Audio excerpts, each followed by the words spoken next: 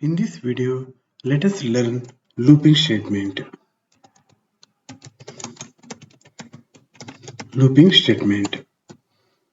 The reason for preferring the looping statement, if something we would like to do more than one time, the same activity we have to do more than one time, so better we can keep it in a loop.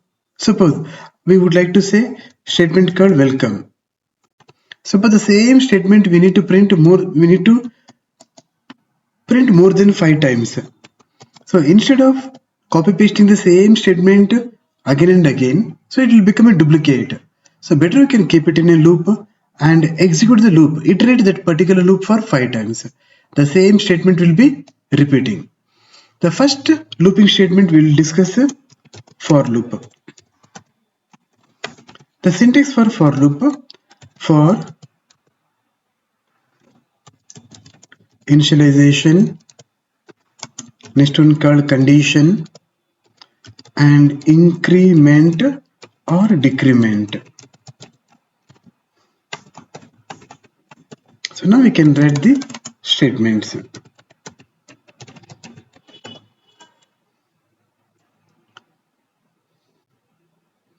So now, this is the initialization. Okay, it will execute at beginning, first time. Condition, every iteration it is going to check the condition. Increment or decrement taking place at the end of the loop. So we will discuss about one looping for loop, one example. So we can create a one. First we need to close all tabs. First we need to create a one package loops. The package name should be in lowercase.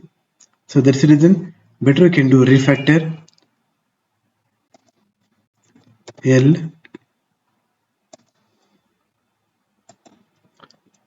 so create one source file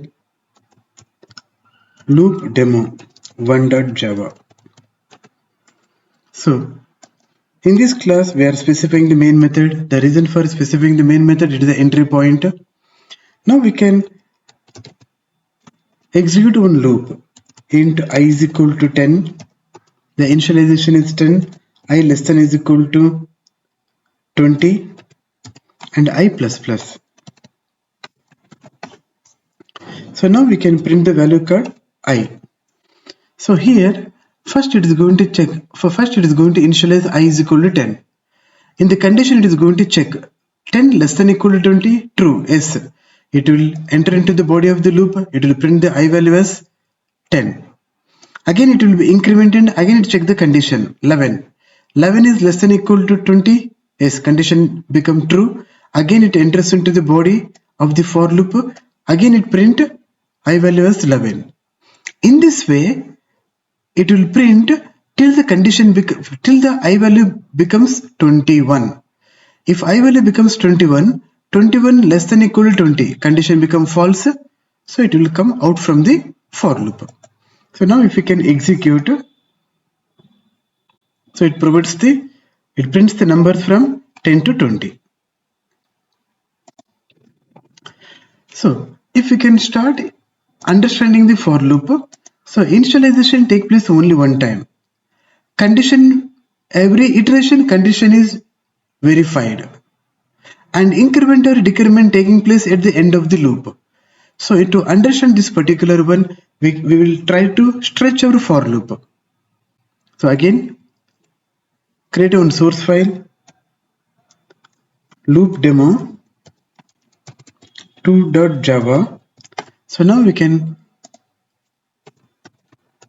write a main method. Now we can try to stretch our for loop. In this case, int I is equal to 10 I have provided, and for I less than equal to 20.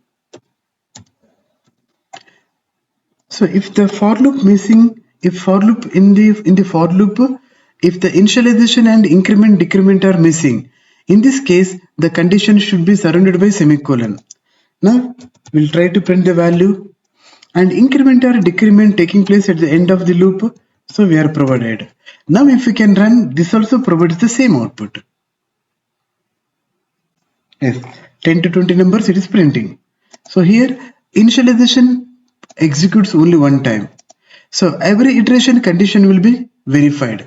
First at beginning I value is 10. 10 less than equal to 20. Yes, condition is true. It enters into the body of the for loop. It prints the value of I as 10 and it will increment one value. It means it incremented to 1. It becomes 11. Again it checks the condition. 11 is less than equal to 20. Yes, condition is true. Again it's printing 11. Again it incremented to 12. In this way it executes till the condition becomes false. Okay, so the similar way, can we run the for loop in a reverse order? Yes, we can run in reverse order. So reverse order for loop reverse order. So we can specify the main method reverse order. How to do it in a reverse order? Suppose we would like to print the numbers 10 to 1. So for which is the initialization value 10. So then we should iterate till we should reach it till 1. Condition is I greater than equal to 1 and I minus minus. So here one observation here. If the initialization value is higher than the condition value, then always we should do decrement. If the initialization value is lesser than the condition value, then always we should use increment operator. So now if we can print the I value, now we can able to see it will print the numbers 10 to 1 in the reverse order. So with respect to for loop, we have discussed how we can able to print the numbers 10 to 20. And second one, if you can stretch a for loop, because we need to understand about execution order. Initialization take place only one time, condition will be evaluated for every iteration, and increment or decrement taking place at the end of the loop. And in the third case, we have discussed about how we can able to print the numbers in the reverse order. Okay. In the next video, we will discuss about and we will learn while loop.